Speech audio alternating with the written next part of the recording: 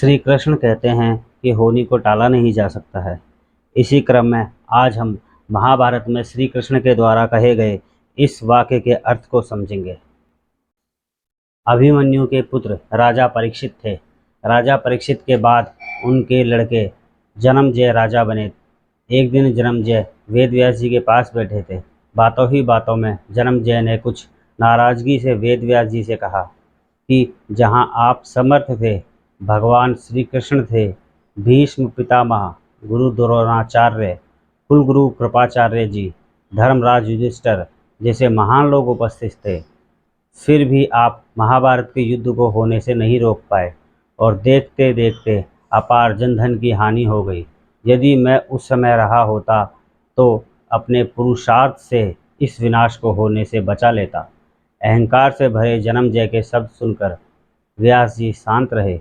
उन्होंने कहा, पुत्र, अपने पूर्वजों की क्षमता पर शंका ना करो। यह विधि द्वारा निश्चित था, जो बदला नहीं जा सकता था। यदि ऐसा हो सकता तो श्री कृष्ण में ही इतनी सामर्थ्य थी कि वे युद्ध को रोक सकते थे। जन्मजय अपनी बात पर अड़ा रहा और बोला, मैं इस सिद्धांत को नहीं मानता। आप तो भविष्यवक्ता हैं। मेरे जीवन की होने वाली किसी घटना को बताइए, मैं उसे रोककर प्रमाणित कर दूंगा कि विधि का विधान भी निश्चित नहीं होता है। व्यास जी ने कहा, पुत्र, यदि तू यही चाहता है तो सुन। कुछ वर्ष बाद तू काले घोड़े पर बैठकर शिकार करने जाएगा। दक्षिण दिशा में समुद्र तट पर पहुंचेगा। वहां तुम्हें एक सुंदर स्त्री मिलेगी जिसे तू महलों में लाएगा और उससे विवाह करेगा। मैं तुमको मना करूंगा कि ये सब मत करना, लेकिन फिर भी तुम यह सब करोगे। इसके बाद उस लड़की के कहने पर तू एक यज्ञ करेगा।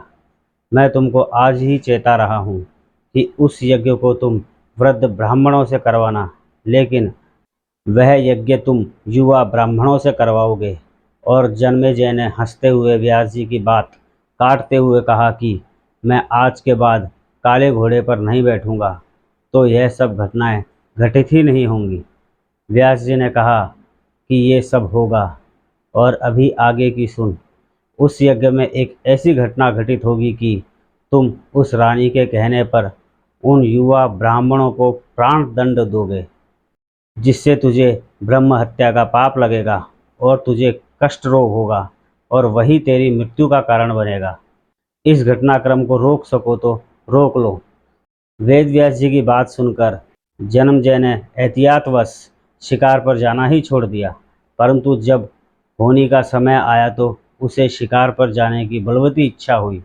उसने सोचा कि काला घोड़ा नहीं लूँगा, पर उस दिन उसे अस्तबल में काला घोड़ा ही मिला। तब उसने सोचा कि दक्षिण दिशा में नहीं जाऊँगा, परंतु घोड़ा अनियंत्रित होकर दक्षिण दिशा की ओर गया और समुद्र तट पर पहुँचा। वहाँ पर उसने एक सुंदर स्त्री को देखा और उस पर मोहित हुआ। जन्मजय ने सोचा कि इसे लेकर महल में तो जाऊँगा, लेकिन शादी नहीं करूँगा। परंतु उसे महलों में लाने के बाद उसके प्यार में पड़कर उससे विवाह भी कर लिया। फिर रानी के कहने से जन्मजय द्वारा यज्ञ भी किया गया। उस यज्ञ में युवा ब्राह्मण ही रखे गए। किसी बात पर युवा ब्राह्मण रानी पर हंसने लगे। रानी क्रोधित हो गई और रानी के कहने पर राजा जन्मजय ने उन्हें प्राण दंड की सजा दे दी। फलस्वरूप उसे कोढ़ हो गया। अब जन्मजय घबरा गया और तुरंत व्यास जी के पास पहुंचा और उसने जीवन बचाने के लिए प्रार्थना करने लगा। वेद व्यास जी ने कहा कि एक अंतिम अवसर तेरे प्राण बचाने का और देता हूँ। मैं तुझे महाभारत में हुई घटना का श्रवण कराऊंगा, जिसे तुझे श्रद्धा और विश्वास के साथ सुनना है। इससे तेरा कोढ़ मिट जाएगा। परंतु यदि किसी भी प्रसंग पर तूने अविश्वास किया तो मैं महाभारत का प्रसंग रोक दूंगा और फिर मैं भी तेरा जीवन नहीं बचा पाऊंगा। याद रखना, अब तेरे पास यह अंतिम अवसर है। अब तक जन्मजय को व्यास जी की बातों पर पूरा विश्वास हो चुका था, इसलिए वह पूरी श्रद्धा और विश्वास से कथा का श्रवण करने लगा। व्यास जी ने कथा आरंभ करी और जब भीम के बल के प्रसंग सुनाए, जिसमें भीम ने हाथियों को सूंडों से पकड़कर उन्हें अंतरिक्ष में उछाला, वे हाथी वे हाथी आज भी अंतरिक्ष में घूम रहे हैं।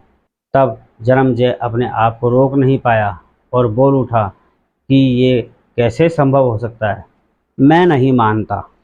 व्यास जी ने महाभारत का प्रसंग रोक दिया और कहा, पुत्र, मैंने तुझे कितना समझाया कि अविश्वास मत करना, परंतु तुम अपने स्वभाव को नियंत्रित नहीं कर पाए, क्योंकि यह होनी द्वारा निश्चित था। फिर व्यास जी ने अपनी मंत्र शक्ति से आह्वान किया और वे हाथी पृथ्वी की आकर्षण शक्ति में आकर नीचे गिरने लगे। तब व्यास जी ने कहा, यह मेरी बात का प्रमाण है। जितनी मात्रा में जन्मजय ने श्रद्धा विश्वास से कथा श्रवण की, उतनी मात्रा में वह उस कुष्ठ रोग से मुक्त हुआ, परंतु एक बिंदु रह गया और वही उसकी मृत्यु का कारण बना। पहले बनती है तकदीरें, फिर बनते हैं शरीर। कर्म हमारे हाथ में है, लेकिन उसका फल हमारे हाथों में नहीं है। गीता के 11वें अध्याय के 33वें श्लोक में श्री कृष्ण अर्जुन से कहते हैं, उठ, खड़ा हो और अपने कार्य द्वारा यश प्राप्त कर। यह सब तो मेरे द्वारा पहले ही मारे जा चुके हैं। तू तो केवल निमित्त बना है। होनी को टाला नहीं जा सकता, लेकिन कर्म व ईश्वर नाम जाप से होनी के प्रभाव को कम किया जा सकता है। अर्थात रोग आएंगे, परंतु पीड़ा नहीं होगी। जय श्री कृष्णा। जय श्री कृष्णा। जय श्री राम। जय श्री राम।